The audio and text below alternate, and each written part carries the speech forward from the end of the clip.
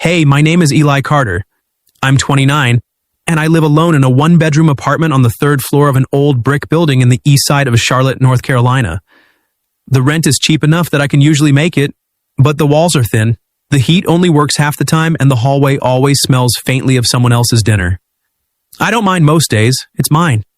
That's more than a lot of people can say. I work freelance, odd jobs, short contracts, fixing computers for small businesses, building basic websites for local shops, troubleshooting networks when the IT guy at the corner store calls in sick. Nothing glamorous. Some months the checks come in on time and I eat something other than ramen. Other months I stretch peanut butter on whatever bread is left and tell myself it's temporary. I've been telling myself that for 3 years now. That night I was sitting at the folding table I use as a desk. The only light coming from my laptop screen and a desk lamp with a crooked shade. It was past 1 a.m, and I was trying to finish a website update for a dry cleaner downtown. They'd promised payment by noon tomorrow, which meant I could cover the electric bill before it got cut off again. My eyes were burning, my back ached from the cheap chair, and the fan in the window was doing nothing against the sticky August heat. I was halfway through debugging a broken contact form when my phone buzzed on the table. I almost ignored it. Late-night messages are usually spam or wrong numbers. But I glanced anyway. The text was short. Hey Mike, it's Leah. I hate asking, but Owen's out of formula and I'm short until payday. Can you send $50? I'll pay you back Friday, promise. I stared at the screen. Not my name, not my problem. I set the phone down and went back to the code, but the words kept floating in my head. Owen. Formula. Short until payday. I knew that feeling too well, the way your stomach twists when the fridge is empty and the next check is still days away. I tried to focus, but my fingers hovered over the keyboard, not typing. A minute later, another buzz. Sorry, wrong number. Please ignore. I picked up the phone again. The name at the top said Leah Morgan. No profile picture, just a default gray circle. I could have deleted the thread right then. Should have. But something stopped me. I typed before I could talk myself out of it. Is the baby okay? I hit send and immediately regretted it. What was I doing? I didn't know this woman. I didn't have $50 to spare. But the question was out there now. The reply came fast. Oh God, I'm so sorry. Yes, he's fine. Just fussy and hungry. I didn't mean to bother you. Really, delete this. I stared at the words. She sounded embarrassed, almost panicked.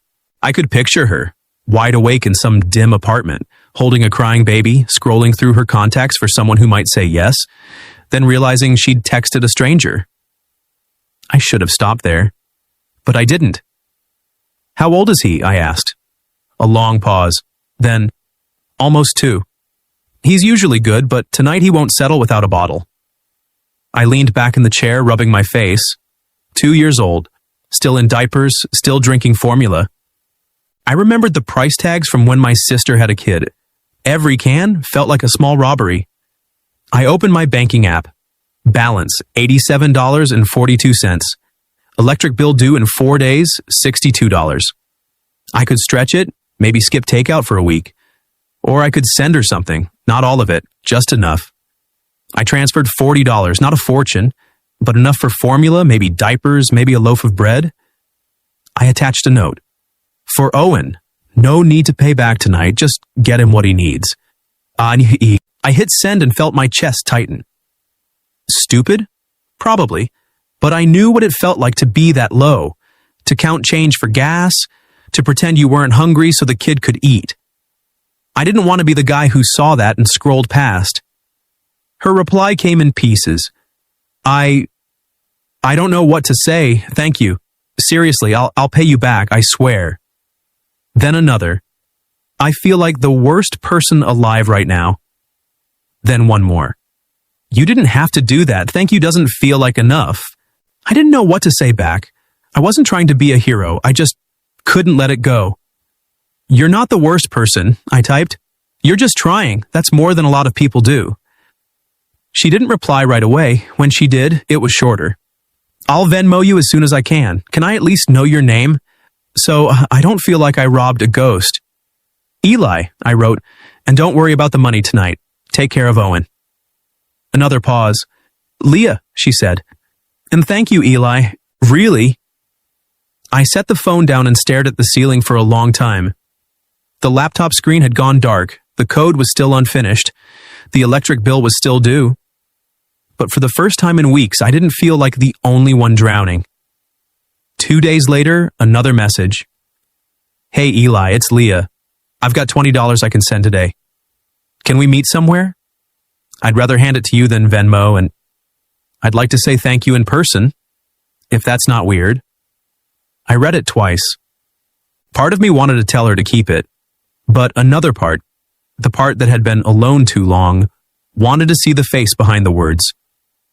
I replied, sure. There's a coffee shop on Tryon Street, the little one with the blue awning, Saturday at 10? I'll be in a gray hoodie. Her answer came quick. Saturday at 10, I'll be there. And Eli, thank you again. I put the phone down and looked around my apartment.